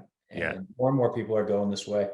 And I mentioned it a while ago as well. I think that there's going to be a shift. There's a pendulum, right? Everything in life is a pendulum, and it can go, when it gets too far over here, it's got to come back over there. And so I think we're beginning to see that reconnection with nature. We understand how fucked up it is that we spend so much time on screens and we're so connected, and it's killing us. It's killing our children. Suicide rates among kids it's the age of children taking their own lives is dropping and dropping. Like, even just like myopia of eyes, kids are spending all their time looking at these little screens, and glasses for nearsightedness are being prescribed like off the charts. And so, but now we're getting organizations like Vogue, and we're reading, great books by Florence Williams and Richard Louv, and just great people who are showing us how important it is to go back home. And when I say go back home, like, nature is our home. We grew up, we evolved in nature for 99.999% of our existence. The African savanna, the great American West. This was where we grew up, and we were just as natural as a coyote on the plains or an apple tree in the Ozarks. We are nature. We are natural, and so, going home is it just feels good to go home. Definitely. Yeah, I hope we quit. Go ahead, Ben. I'm sorry, man. I cut you off. Go ahead. No. Yeah, I was just going to share one, moment that really stuck out to me, to Rhett's point, going home, and how this is sort of in our human existence. We go on these trips to DC, and we would be fortunate enough to get, a full day schedule of going from senator to senator or congressman to congressman. And before each meeting, we would do a little briefing, sort of get our ducks in a row. Okay, this is Senator so-and-so from this state. He was sort of gained notoriety for voting this way, and he's got this, he was aligned to Trump and this or that, and okay, he's a Republican, he's a Democrat, da da da da.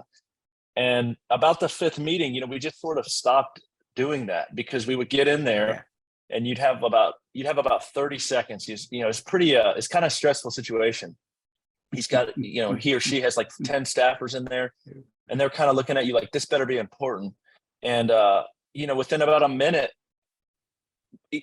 the same exact reaction from Republican to Democrat is had. It had no, what side of the aisle they sat on didn't really matter. And the lawmaker would think like, yeah, why aren't we doing that? You're telling me the VA can't prescribe, we don't have money for guys to go out in the outdoors. It seems so obvious. And so, so as the day goes on, we just sort of stopped, researching, this guy's political agenda, because we didn't really have to. And I think for me, I just realized like, this is sort of obvious. This is just in our DNA, and, time spent in nature and the outdoors is necessary, and it's super impactful. So, I just wanted to share that sort of when Rhett was talking, I was thinking like, that doesn't, it's one of the few things I think in politics or in, that you can do in DC where you're not going to have to sort of change your talk track, or, modify your angle based on your audience. I mean, everyone gets it. And you shouldn't have to, regardless. You be yourself, be who you are. And if because of somebody's political agenda, they don't like it. Well, all right. Well, you know what? You were probably my best fit for me anyway. So we'll go to and I think as special operations guy and military personnel, and even in entrepreneurs that are extremely successful, I think a lot of them don't curtail what they just say, this is what it is. And it is a sink or swim. It's like throwing your ass in the pool, dude. Hey, so you want to be a SEAL? Go ahead, jump in there, man. Sink or swim. And I like that you guys do that. I'm that honestly warms my heart more than anything. I say, to hell with your political opinions. We don't care. This is what we are. Do you want to help us or not? That's right. You do? Yeah. Great. And I'm glad, and it's good to hear that a lot of them, and they should, because that means there's still humanity left in political parties, which I hate politics. So you guys know. Well, it goes to show there's still humanity left. Yeah, and it goes to show that we're all one, and we're all Americans, and we're all people, we're all human beings, and we all love the same things, family, freedom, good food, good music, and the outdoors. And it's like these things join us all. And like it is a bipartisan thing, getting outside. It is a human thing. Yeah. It's true. And I think there's some power there, Ben, to you going out there and speaking with these members of Congress. Because for one, as you said, you don't have a political agenda. You're just out there to represent veterans and healing veterans through nature. And we've spoken about it before on the podcast. I mean, like politicians as a whole, trust in them is at an all-time low. trust in the media is pretty much at an all-time low. And these are like actual surveys you could look at, but people do still trust and respect veterans in this country, even though if oftentimes it doesn't feel that way. And I think as opposed to someone in Congress, you know, or veterans in Congress who are running for political office and they have some type of political agenda, you go there, and I think you have all the credibility in the world. And the last thing I'm wondering in terms of that too is, were there any politicians, whether they're Democrat or Republican, who were like super helpful and ready to come on board and really make this a priority? Yeah, absolutely. I'm trying to think if there's any implications of naming them by name. We have some communications. We have some communications staffers that are about 10 times smarter than I am. Senator Boozman in Arkansas is really invested in this. Yeah. Senator Kramer, very invested in this. I think, you know, it's like I said, there's no one who's not willing to help. What I don't want to call it a problem. What the issue sort of is these lawmakers are thinking a little bit bigger picture. This isn't a bill that would be a standalone, most likely. It's something that's going to get added into or mixed with a lot more veteran-based or even non-veteran-based legislation, and so they're sort of shopping for things they believe in to build this larger body of change that they really want to bring to bear and hang their hat on. And that's fine with us. I mean, that's, you know, there's nothing wrong with that. I mean, you got to be a little bit careful. You don't want to get blended in with something that you think has no chance of making any progress. But yeah, I mean, everyone has been super helpful. We really target those on the Senate Veterans Affairs Committee and House Veterans Affairs Committee. Obviously, they have the most ability to affect change. But we'll see. You know, there's some really, really good ideas out there apart from this that we really believe in. We're looking at, you know, we could go a whole nother hour on this, but, you know, we really think that the VA crisis line and the support network that the VA provides needs to be decentralized and more regionalized. We want to see a world where, you know, let's say I'm worried about my buddy who lives in my neighborhood. He's a vet. Why am I going to call a 1-800 number in DC? That's crazy. It needs to be something here, you know, in my county, in my town, someone who's met me, someone who's met the guy I'm worried about. We've shared a beer, we've shared a camping trip, and say, hey man, I'm worried about Mike down the street. Or I talked to Chris last weekend. He didn't sound so good. And so there's some conversations around that. How can we sort of regionalize the suicide prevention network and the veteran crisis lines and avenues of help, get them away from this federal system and down to the local level, all kinds of stuff. So yeah, man, the future is bright, and, you know, because of a lot of folks like you guys and like Rhett who care about all this stuff and veteran well-being and think that we can do better by our veterans, we've been able to make some real progress. It sounds like it. Yeah, Def, like you guys are doing great things and your hearts are in the right place. But Rhett, from as long as I've known you, just from us in this relationship on the podcast, your heart's always been in the right place. But I don't know, maybe it's not. Maybe you got me fooled, brother. But I don't think so. I think your heart's definitely. But hey, Rhett, I want to give you final ending here, man. Anything else you want to say, or you want to expound on what Ben says, or and what things maybe for the future, not just with Vogue, but with Ned? You know, I know always got new products coming out too, but it didn't have to go that route. I just, hey, here's some minutes, man. Take it and run with it, man. Whatever you want to say. Oh, well, I appreciate it, Chris and Ian, and you know, I really just, you know, wanted to focus in on Vogue today, and you know, Ned's mission is so closely aligned with Vogue's mission which is to help people heal through the natural world. And so, we got great products. Check us out, helloned.com. Your listeners have heard that 1,000 times, and thank you guys for that. So, your listeners thank know where you. to find us. Wow, bro. Yeah, but You're awesome. We're focused on the mission. Like, Ned is really a mission-driven business, and Chris, if I've got you fooled, then I've got myself fooled. Like,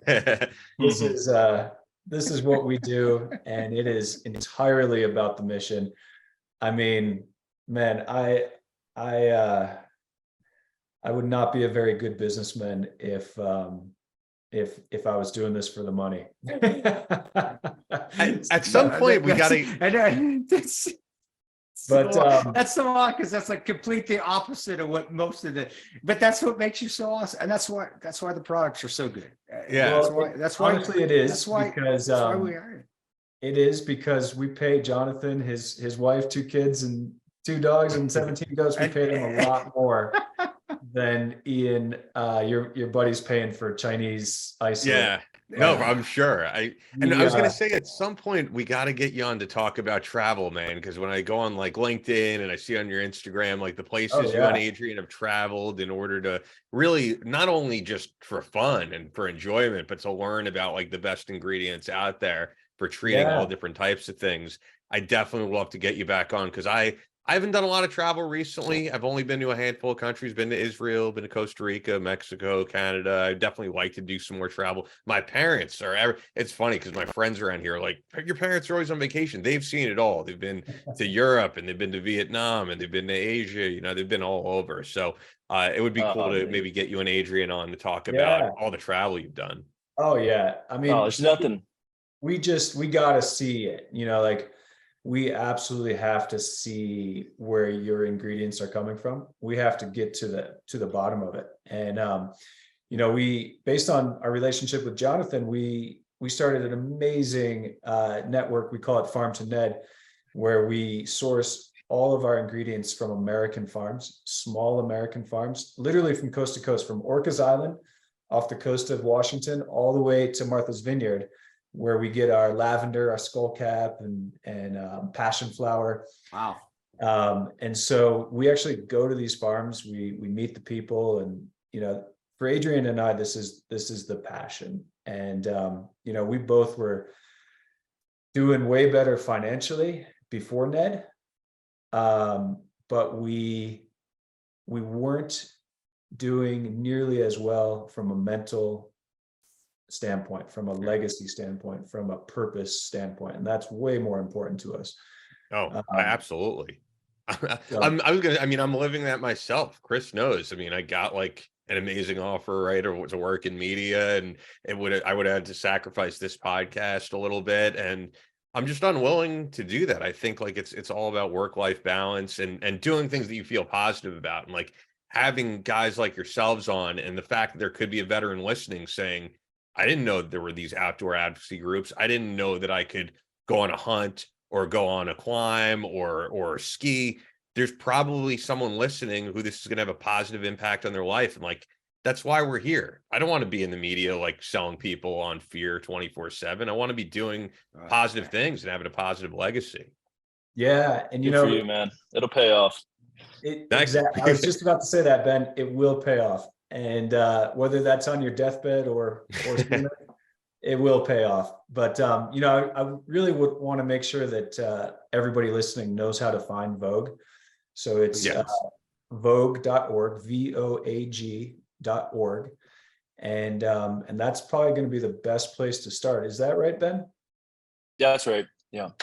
Yeah, and I see you guys are also on Instagram at Vogue_official, VOAG_official. Of course, you can follow Ned on Instagram. They have the best handle because it's just at Ned. Nothing better than the Rhett Taylor Instagrams. Yeah, and then Rhett himself is at I'm Rhetty. I'm RETTY on Instagram. helloned.com/battleline, of course. And you know what I was going to say? I love all of Ned's products. It's not just a shameless plug. The fact that we get to do this and I get to try all the different things and feel all the different effects, which are, they're not the Delta 8 type of thing where you're getting high off of this stuff. It's going to be subtle effects that you're going to notice. But my favorite thing, because I've gotten so into like the nootropic products, but I also love CBD, is that brain blend, because it's really a merging of those two worlds. You're getting something that's going to be good for your cognitive functions. So I could be alert and do interviews like this, but also get great sleep and have that pain relief effect of CBD. I mean, that is an incredible product. And I don't think I've seen anything else on the market like it. I've seen nootropic products. I've seen CBD products. I haven't seen anything like the brain blend. That's my favorite. Yeah, personally. we actually, Brain Blend, one of the ways it came about, a few ways, but one of the ways was talking with Josh Jesperson, former SEAL. And he was telling me about his traumatic brain injury or injuries, multiple. And he said, well, what's wrong? He said, too many explosions. Yeah. And he said, I got back, he goes, I had like mental dyslexia. He goes, I was putting the cereal in the refrigerator and the milk in the cupboard. And, so that was one of the reasons. I'm sorry I'm laughing, but I'm just remembering. I'm sorry laughing, but wife's like, why the hell did you put, I've done it. The cereal, why is the milk sitting over here in the pantry? I'm laughing. No, I think it is. You got to laugh about it a little bit. I mean, I'm feeling much better now, but you got to laugh at it. Sorry, Rick, go ahead. I'm sorry, man. Well, yeah, I mean, we wanted to help with that, but also, Alzheimer's and dementia both run in my family. And then I was using nootropics to have an edge. And, I'd go on a podcast like this, or I'd have a meeting, or I'd want to, crank for the day and really get some work done. And so we created something that in the Brain Blend that has, really the focus now, the mental clarity, and then also the long-term brain health for, Bacopa is one of these ingredients, and we get our Bacopa from that farm I mentioned off the coast of Washington on Orcas Island. And it's really great for long-term brain health and warding away Alzheimer's and dementia. So anyway, this was all about Vogue today. It's great, guys, to be here. But I want to say, you guys are. I want to say one last thing. Yeah, go for it, Chris. I think every operator, has a couple stories they keep in the memory bank for. There's times they're extended past 100%, and they got to give it one more day, one more night, one more hour. And for me, Chris, your story was that. So it's an honor to meet you, and it's an honor to be on this podcast. I really appreciate it. Right. That's nice of you to say. I'll be honest, that really means a lot. It does. I won't go expound anymore on that. Maybe one time when we're having a beer or we're sitting around and we're drinking some Ned tea. And by the way, that stuff's great, Rhett. The tea is awesome. And the mixer, my daughter has pilfered that. She drinks all the tea now. I can't even keep, she's always in but if we're sitting around, buddy, sitting and talking about it, because I can't lie. Back when it first started, it was easy to talk about, and I still do a lot of speeches out there, not as much as I used to because I want to be home. But I'll be honest, it's more difficult now to discuss it than it was after it happened. I think that's normal. To be honest, I don't think that's abnormal. But when people say stuff like that, especially peers like yourself that are badasses like yourself, which you are, it does mean a lot. So thank you, man, and thanks for that. And everyone, I tell every operator out there, there's not one of you that y'all could have done it too. I just happen to be in a good or bad situation, and I just happen to be there. But if it would have been you, brother, you would have kept fighting just like me, and it wouldn't have mattered what happened. And that's just a testament to the Warriors ethos and the Warrior ethos and being in the special operations community and how hard they push us, man, which is essential. But it also, it takes a toll on us at the end of the day as well. But thank you, man. Yeah, that's awesome. Yeah, man. There's still the guys still out there. They're thinking about you, and it's pushing them harder. So, guys, It's awesome, man. It's I love it.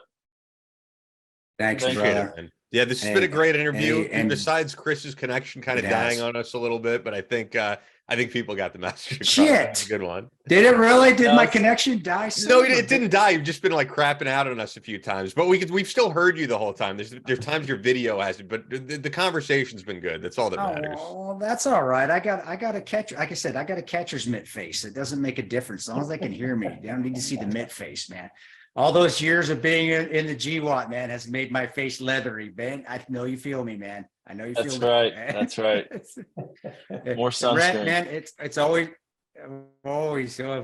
Rhett, buddy. It's always an honor and a pleasure to have you on, and thank you for always taking care of us, bud. I really appreciate that, Rhett. Thank you, and Ben, man, God bless you, man. Keep that fight up. You got Thank a long you. fight ahead of you with this stuff, but you're doing great things, guys. Thank you, guys. Nice to meet you. Awesome, guys. Yeah, I'm gonna have this up on Tuesday, and appreciate it as always. This was a good one. Like I said, beyond Chris's connection being a little weird, but other than that, I think we've been good. So Yeah. Well, right. well, thank you guys. All right. Hey, Yeah, just really, really great thanks, guys. as always. And Ben, I'm so glad you could join us, man. Thank you. absolutely. Me too, man. Thanks for looping me in. Yeah, Yeah, stay in no, Have a touch. good one. Right. I don't want to embarrass you, Ben, but I think, what's your favorite movie? Don't say Lone Survivor. Don't What's, say Lone uh, Survivor. Don't no, say Lone it's, Survivor. Don't say Lone I'm Survivor. blanking on 18 I hours? gotta jump, guys. I'm breaking up here. That's all for this episode of Battle Line Podcast. But we're always posting new content on social media. Follow us on Instagram at Battle Line Podcast and on Twitter at Battle Line Pod. That's an order. Be sure to subscribe so you don't miss any new episodes up every Tuesday. Leave us a review on Apple Podcasts or your podcast platform of choice. Believe in yourself. Face all challenges head on. And as always, never quit.